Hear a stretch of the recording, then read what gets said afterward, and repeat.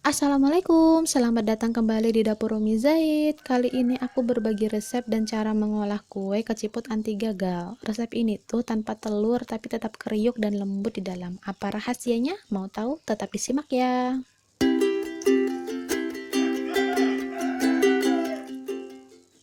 Langsung aja ini bahan-bahannya ada 250 gram tepung ketan, 50 gram ubi yang sudah dikukus. Kalau ukuran panjangnya setelunjuk kira-kira ya. 2 sendok makan kanji, 2 sendok makan gula halus yang sudah di blender, 1 sendok makan margarin. Terus ada air juga 100 ml, bisa juga setengah gelas belimbing, baking powder setengah sendok teh. Untuk mencek aktif atau enggaknya cukup dimasukkan dalam air panas. Kalau dia berbuih seperti soda berarti baking powdernya masih aktif. Setengah sendok teh garam, 65 ml santan kemasan kecil, terakhir wijen. Seharusnya 2 plastik, tapi aku cuman punya satu aja sih. Aku kira cukup gitu. Ayo kita membuat. Seperti biasa kita siapkan wadah besar, masukkan 21 sendok makan munjung tepung ketan. Di sini kalian pernah nggak sih pas pakai takaran sendok hasil kuenya itu gagal? Terus di komen ya. Aku saranin sih tetap pakai timbangan karena yang menentukan berhasil atau tidaknya itu adalah ukuran dari bahan-bahannya.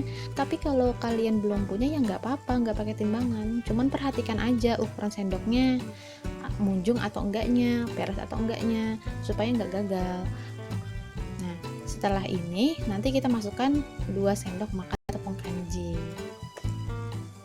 Terus kita masukkan 2 sendok makan gula halus. Kalau misalkan gulanya kalian punya gula yang biasa, kalian bisa kok haluskan di blender.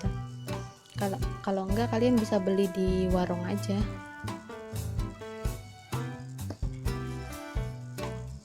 Terus kita masukkan santan. Santan ini kita beli yang kemasan kecil aja di warung. Itu udah cukup banget kok. Terus kita masukkan margarin 1 sendok makan munjung. Kita aduk rata. Oh iya, ini aku dapat resepnya dari sobat dapur dan beliau ngasih tahu rahasia agar keciput tetap enak walaupun tanpa telur. Nanti aku kasih tahu ya. Setelah diaduk, kita masukkan air sedikit demi sedikit, jangan langsung semua. Jangan lupa juga masukkan baking powder dan garam. Aku pakai baking powder yang double acting, jadi nggak apa-apa kalau didiamkan terlalu lama. Soalnya kalau baking powder itu bisa bikin gagal, karena kalau pakai baking powder yang biasa itu harus diolah langsung, tidak bisa didiamkan. Beda sama baking powder yang aku pakai.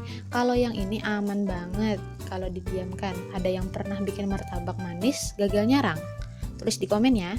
Nah, martabak manis itu jadi bisa nyarang, salah satunya ada baking powder yang double acting ini.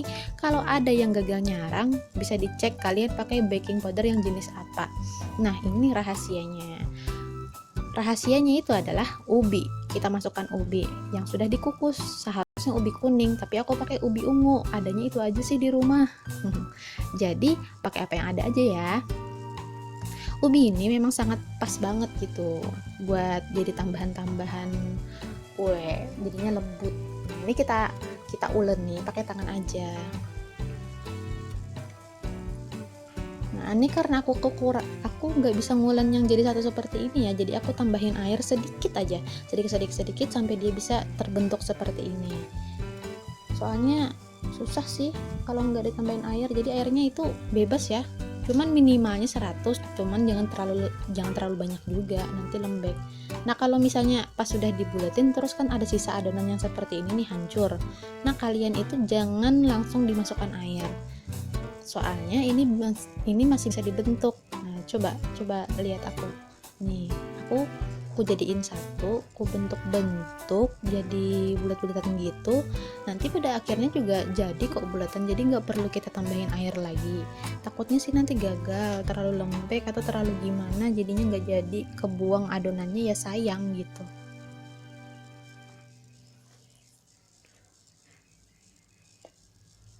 Nah, seperti ini kan, bisa kan? Jadi tanpa air pun dia bisa.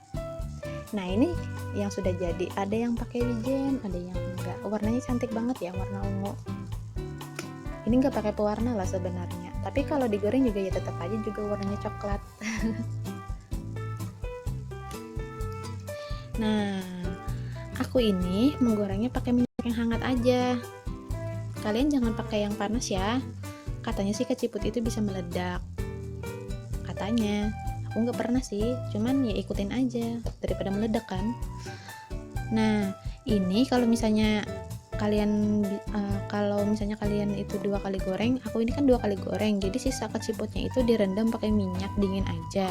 Jadi pas kena minyak itu dia nggak kaget gitu kalau misalnya kena minyak panas. Jadi direndam aja ya.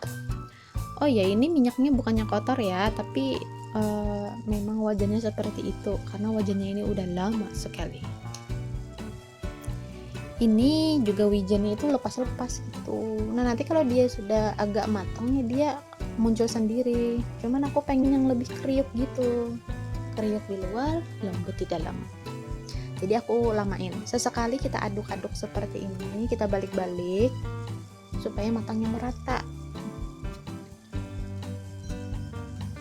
Oh ya, untuk untuk ubi ini kita kan sering nemuin tuh di donat-donat tuh. Di donat-donat itu kan enak banget tuh kalau misalnya pakai ubi, pakai kentang. Nah, itu memang sih rahasianya memang itu sih. Di donat itu pun juga itu rahasianya yang membuat donat itu bisa lembut, kentang. Cuman jarang banget ya di kue-kue yang lain itu pakai kentang. Kalau misalnya ada yang pakai kentang, kasih tahu aku ya. Tulis di komen. Kalau sudah mulai kecoklatan, tinggal kita angkat aja.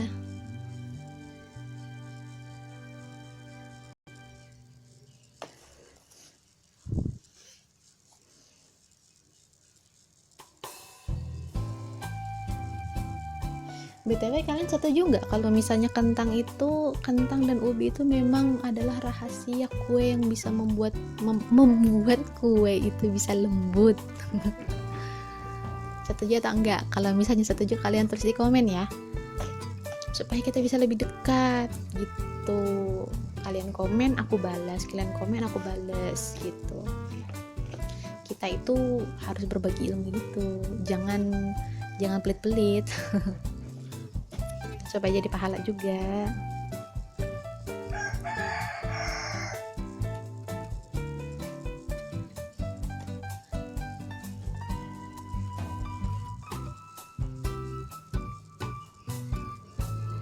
Kalian di rumah hati-hati ya untuk menggorengnya ini, soalnya wijennya itu gampang lepas tuh. Tara, selesai. Jadinya banyak banget kan. Sebenarnya warnanya itu cantik banget, tapi pas di kamera kok kayak gini. Tapi ya nggak apa-apa ya. Aku mau nunjukin nih dalamnya kayak gimana. Keciput ini tuh rasanya beneran enak. Apalagi kalau di dalamnya itu diisi kacang hijau. Enak banget pasti. Resep ini tuh mirip banget rasanya sama keciput abang-abang yang ada di kampungku. Jadi inget deh sama kampung halaman. Karena aku buletinnya besar-besar, jadi dalamnya tuh kayak gini. Cuman di luarnya tuh kriuk banget, pas dibukanya tuh kayak gini. Dalamnya tuh moist banget, lembut banget. Keciput ini tuh enak banget, tapi nggak bisa ya bertahan lama ya. Kalau sudah digoreng maunya itu langsung dihabiskan, nggak bisa disimpan buat lebaran. Aku udah cobain, aku udah nyisain buat buat dites gitu. Teksturnya jadi alot gitu. Kalau rasanya sih tetap enak, cuman ya alotnya itu aku nggak terlalu suka gitu. Jadi aku simpulin aja, kalau kalian mau bikin keciput buat sajian lebaran, kalian bisa goreng sebelum tamu tiba di rumah.